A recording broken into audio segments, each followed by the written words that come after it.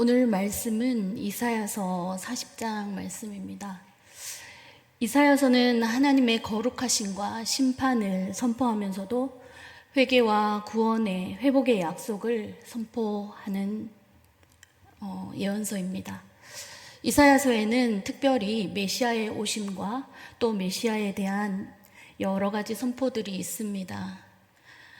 동정녀 마리아를 통해 탄생하시는 메시아, 평강의 왕으로 오시는 메시아, 이새의 줄기에서 또 태어나신 메시아, 그리고 십자가에서 고난받으시는 종으로 오신 메시아, 그리고 이사야 53장에는 그가 찔림은 우리의 허물 때문이요 그가 상함은 우리의 죄악 때문이라 라고 말씀하시면서 6절에서 우리는 다 양 같아서 그릇 행하여 각기 제 길로 갔거늘 여호와께서는 우리 모두의 죄악을 그에게 예수 그리스도에게 담당시키셨도다 라고 말씀하고 있습니다.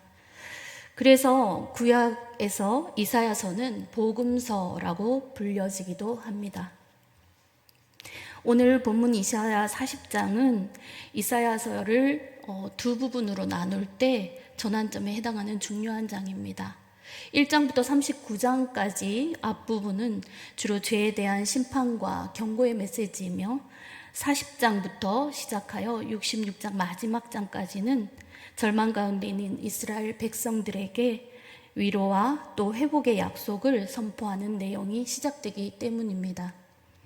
특별히 이사야 40장은 바벨론의 포로로 생활하고 있는 이스라엘 백성들에게 하나님이 너희 하나님이 이르시되 너희는 위로하라 위로하라 라고 선언하며 시작되고 있습니다. 하나님은 징계를 통해 백성들을 버리신 것이 아닙니다. 언약에 따라 다시 회복시킨다고 말씀하고 계십니다. 오늘 본문은 바로 그 위로의 말씀입니다. 하나님은 지친 백성들에게 너희가 왜 나를 잊었다고 말하느냐? 나는 피곤하지 아니하며 너희에게 새 힘을 주는 하나님이다 라고 말씀하십니다. 사랑하는 성도 여러분, 신앙생활을 하시다 보면 나를 잊으신 것처럼 하나님이 느껴질 때가 있습니다. 기도는 드렸지만 응답이 더디고 문제는 여전히 남아 있으며 또 애써 걸어가지만 삶의 무게는 전혀 가벼워지지 않을 때가 있습니다. 그때 우리의 마음 깊은 곳에서 이런 질문들이 생깁니다. 하나님은 정말 내 형편을 알고 계시는가? 내가 겪는 이 억울함과 고통을 지금 보고 계실까? 하나님께서 나를 버리신 것은 아니신가? 오늘 본문 말씀에서 이스라엘 백성들도 바로 그런 탄식을 하고 있습니다. 오늘 이사야 40장 본문 말씀을 통해 세 가지를 살펴보려고 합니다. 하나님은 우리의 길을 잊지 않으십니다. 하나님은 피곤하지 아니하시며 창조주이십니다. 하나님을 앙망하는 자는 새 힘을 얻습니다.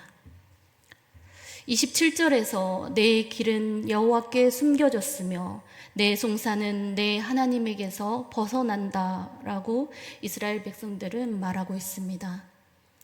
내 길, 이 길은 그저 내가 어디로 좌로나 우로나 다니는 길을 의미하지 않습니다. 이 길은 인생의 길, 고난의 길, 그리고 억울한 형편, 하나님 앞에서의 모든 삶 전체를 가리킵니다. 이스라엘 백성들은 하나님께서 우리의 현실을 보시지 않으시고 계신다라고 탄식하고 있는 것입니다. 또한 송사라는 말은 법정에서 재판만을 의미하지 않습니다. 오늘 본문에서는 내 권리, 내 사정, 내 억울함에 대한 공의로운 판단을 뜻합니다. 이스라엘 백성들은 지금 하나님께서 자기들의 억울함을 외면하신다고 느끼고 있습니다. 이와 같이 이스라엘 백성은 지금 바벨론이라는 나라의 포로로 있을 뿐만 아니라 하나님이 우리를 버리셨다는 영적인 절망 속에 빠져 있습니다. 그러나 하나님은 그들의 질문에 즉시 이렇게 말씀하십니다. 너는 알지 못하였느냐? 듣지 못하였느냐? 이 말씀은 단순한 책망이 아닙니다. 하나님은 백성들에게 이미 들려주신 약속을 기억하게 하십니다. 하나님은 왜 이렇게 믿음이 없느냐고 정죄하고 계신 것이 아닙니다. 너희가 잊고 있는 것이 있다. 나는 여전히 너희의 하나님이다. 라고 말씀하십니다. 성도 여러분, 고난의 길이 길어지면 우리는 하나님의 침묵을 하나님의 부재로 오해하기 쉽습니다. 일이 잘 풀려지지 않을 때 침묵하시는 것처럼 보이고 또 하나님은 나를 떠나신 것처럼 느끼는 것입니다. 하지만 그때도 하나님은 일하고 계십니다. 하나님의 뜻을 따라 쉬지 않고 일하고 계신 것입니다. 요셉을 보겠습니다. 요셉은 잘 아시는 것처럼 형들에게 버림받고 팔려갔습니다. 그리고 억울하게 감옥에 갇히게 됩니다. 그런 요셉을 우리가 바라볼 때 정말 하나님께 버림받은 사람처럼 보입니다. 그러나 하나님은 감옥 안에서도 요셉과 함께 하셨고 늘 그와 동행하셨으며 요셉을 인도하셨습니다. 결국 그를 통해 많은 생명을 살리는 구원의 역사를 이루셨습니다.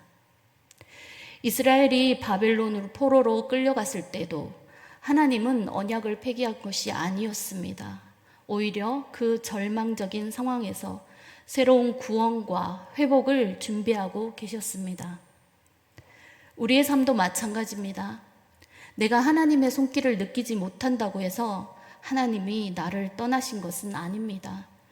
내가 내 길을 보지 못한다고 해서 하나님이 길을 잊으신 것도 아닙니다.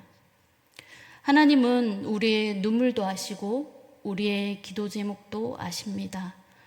아무에게도 말하지 못한 나의 상처도 하나님은 알고 계십니다. 우리의 길은 하나님께 숨겨져 있지 않습니다. 오히려 우리는 하나님의 계획하심 안에 있습니다. 우리가 어떤 새로운 길을 갈 때 운전을 하다 보면 내비게이션을 켜고 그것을 따라서 갈 때가 많습니다. 옛날에는 지도를 보고 미리 공부하고 찾아서 지도를 보면서 갔지만 요즘은 너무나 쉽게 내비게이션을 보고 따라갈 수 있습니다. 목적지만 입력하면 그곳을 어떻게 하면 빨리 갈 수 있는지, 막히지 않는 길이 어디인지 알아서 잘 가르쳐 줍니다. 그래서 그 내비를 따라만 가면 정확히 그 시간에 정확한 목적지에 도착할 수 있습니다. 그런데 한 번씩 내비게이션을 따라가다 보면 내가 아는 길이 이쪽인데 왜 굳이 이쪽 길로 가지? 하고 한 번씩 틀 때가 있습니다. 그러면 여지없이 도착 시간이 계속 추가됩니다. 그리고 어떨 때는 도착지를 벗어날 때도 있습니다. 경로를 이탈하셨습니다. 그러면서 내비게이션을 따라왔더라면 내가 편하게 더 빨리 도착할 수 있었을 텐데 내가 왜 그랬을까? 왜 내가 고집을 피웠을까? 라고 후회할 때가 있습니다.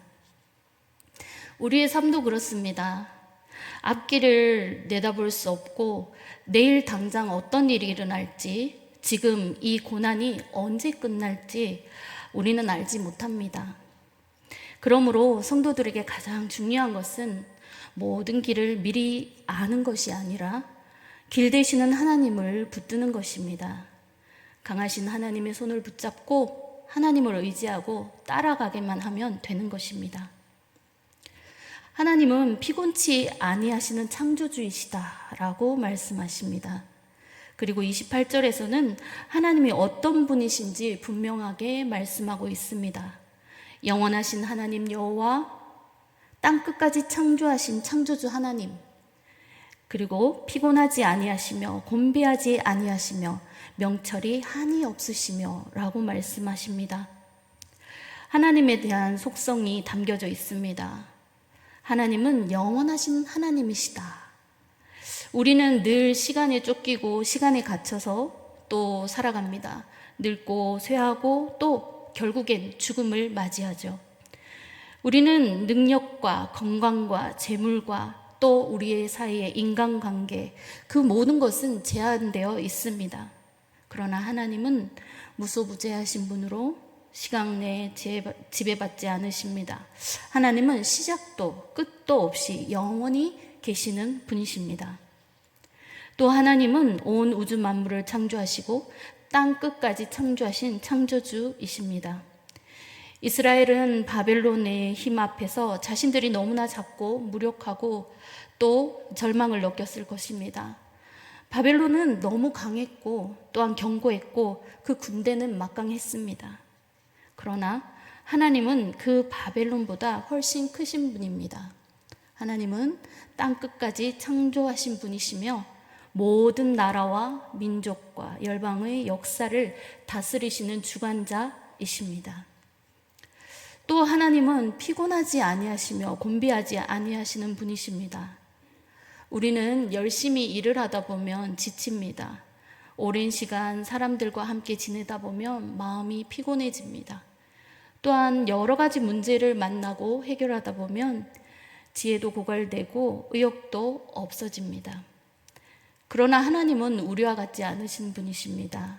하나님은 우리의 수많은 문제들을 다 해결하시면서도 지치지 않으시는 분입니다. 수많은 기도를 들으신다고 해서 피곤해 하시지도 않으십니다. 하나님은 온 우주를 붙들고 계시면서도 동시에 한 성도의 작은 눈물과 기도를 놓치지 않으시는 분이십니다. 또한 하나님은 명철이 한이 없다고 말씀하십니다. 여기서 명철은 단순한 지식이 아니라 하나님의 완전한 지혜와 판단을 뜻합니다. 우리는 어떤 상황에서 왜 이런 일이 일어나는지 이해하지 못할 때가 참 많습니다. 그러나 하나님은 모든 사건의 앞과 뒤를 아시며 우리의 삶 속에서 선하신 뜻을 이루어 가십니다. 그리고 우리는 한 가지 분명히 알 수 있습니다. 하나님은 실수하지 않으시며 그 하나님의 지혜는 우리의 지혜보다 훨씬 크고 높다는 것입니다. 우리가 늘 이제 핸드폰을 들고 다니는데요. 손에서 핸드폰이 떨어지지 않을 때가 많습니다. 그런데 한 번씩 핸드폰이 배터리가 방전되는 경우가 있습니다. 미리 충전하지 못해서 기회를 놓쳐서 5%, 금방 5%였는데 3%, 2%, 0% 이렇게 배터리가 완전히 나가버리는 경우가 있죠. 그럴 때는 어떻게 손을 쓸 수가 없습니다. 눌러도 안 되고 흔들어도 안 되고 이거를 어떡하지? 막 고민하면서 빨리 무언가를 찾게 되죠. 그때 핸드폰에 가장 필요한 것은 바로 충전기죠. 네, 핸드폰은 충전기에 연결해야 합니다. 그래야 그 배터리가 채워지고 배터리가 채워져야 다시 핸드폰을 켜서 사용할 수 있기 때문입니다. 우리도 마찬가지입니다. 핸드폰이 충전기에 연결되는 것처럼 우리의 영혼이 또 공고하고 지쳤을 때 우리가 더 강해져야지, 내가 버텨야지, 열심히 해야지 하면서 나 혼자 다짐한다고 해서 다시 회복될 수는 없습니다. 영적인 방전 상태에 놓였을 때 우리는 하나님께 연결되어야 합니다. 말씀 앞에 서고 기도로 하나님을 바라보고 예배 가운데 하나님의 은혜를 받으며 믿음의 공동체 안에서 믿음으로 하나님을 붙잡고 나아가는 것입니다. 우리의 힘이 아니라 하나님이 주시는 힘으로 다시 일어설 수 있는 것입니다. 하나님을 앙망하는 자, 그는 새 힘을 얻습니다. 29절에 피곤한 자에게 능력을 주시며 무능한 자에게 힘을 더하시나니 라고 말씀하십니다. 세상은 늘 능력 있는 사람을 찾습니다. 강한 사람, 빠른 사람, 성과를 많이 내는 사람을 높이 평가합니다. 그리고 요즘은 나쁜 남자가 인기가 있다고 합니다. 그러나 하나님은 정반대의 사람에게 눈을 돌리십니다. 피곤한 사람에게 능력을 주십니다. 무능한 자에게 힘을 주십니다. 넘어진 자를 다시 일으켜 세우십니다. 더 이상 버틸 수 없다고 고백하는 자에게 새 힘을 주십니다. 30절은 이렇게 말씀합니다. 소년이라도 피곤하며 곤비하며 장정이라도 넘어지며 쓰러지되. 그렇습니다. 소년과 장정, 가장 젊고 힘 있는 사람을 상징합니다. 인간적으로 가장 강해 보이는 사람도 결국은 피곤하고 넘어지게 된다는 것입니다. 우리에게 있는 젊음, 건강, 경험, 재능, 그것은 우리를 끝까지 지켜주지 못합니다. 그러므로 우리가 소망을 두어야 할 것은 오직 하나님이어야 합니다. 31절은 오직 여호와를 앙망하는 자는 새 힘을 얻으리니. 앙망한다는 것은 하나님을 그저 바라보는 것은 아닙니다. 하나님을 신뢰하며 하나님께 소망을 두며 하나님의 때를 기다리는 것입니다. 하나님의 약속을 붙들고 하나님을 의지하고 나아가는 것입니다. 이 앙망한다는 것은 하나님께서 하실 일을 믿으며 바라보는 것인데, 그러면서 두 손 놓고 그저 가만히 있는 것은 아닙니다. 오늘 내가 감당해야 할 일, 그것을 믿음으로 순종하며 계속 나아가는 것입니다. 하나님께 맡기고 하나님의 손을 굳게 잡고 날마다 하나님을 의지하고 한 걸음씩 나아가는 것입니다. 오늘 본문 말씀은 여호와를 앙망하는 자가 독수리가 날개치며 올라감 같다고 말씀합니다. 다른 박질하여도 곤비하지 아니하겠고 걸어가도 피곤하지 아니하리로다 라고 말씀합니다. 그렇습니다. 독수리는 자기의 날개로 파닥파닥 날지 않습니다. 독수리는 바람과 이상기류를 이용해서 높이 비상에 날아갑니다.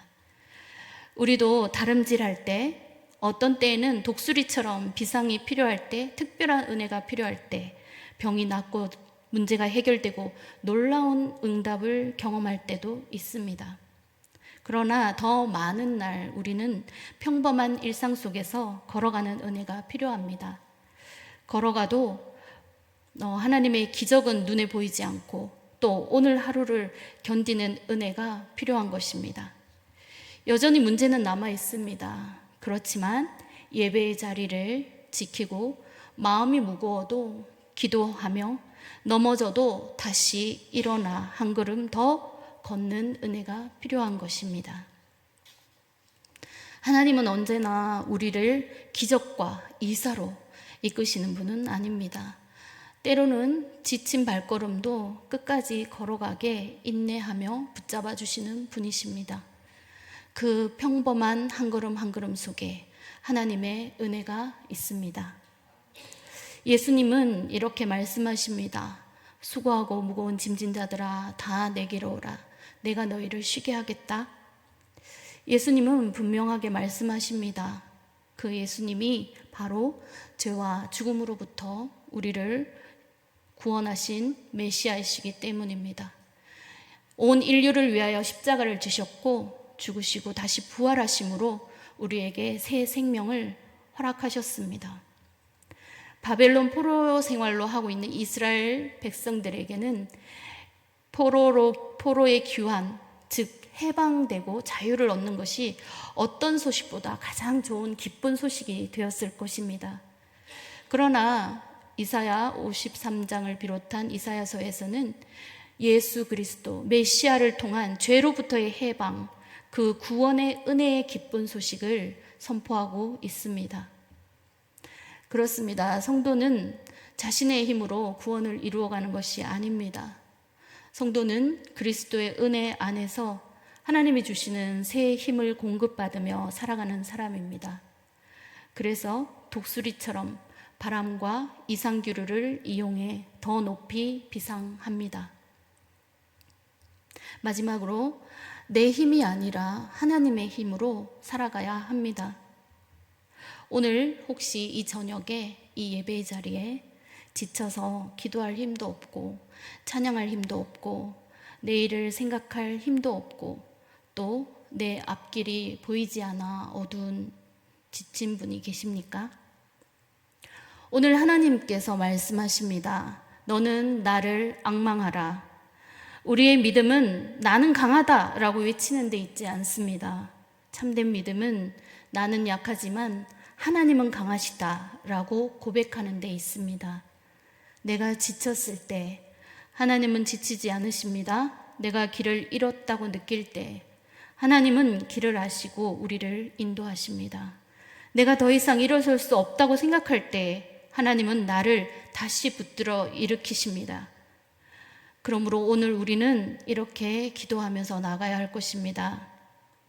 하나님, 제 힘으로, 제 능력으로 애쓰지 않게 하시고 주님을 바라보게 하소서.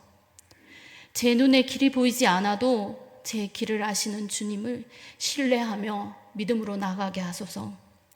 여호와를 앙망함으로 새 힘을 얻게 하소서. 사랑하는 성도 여러분, 여호와를 앙망하십시오. 그리고 말씀을 붙드십시오.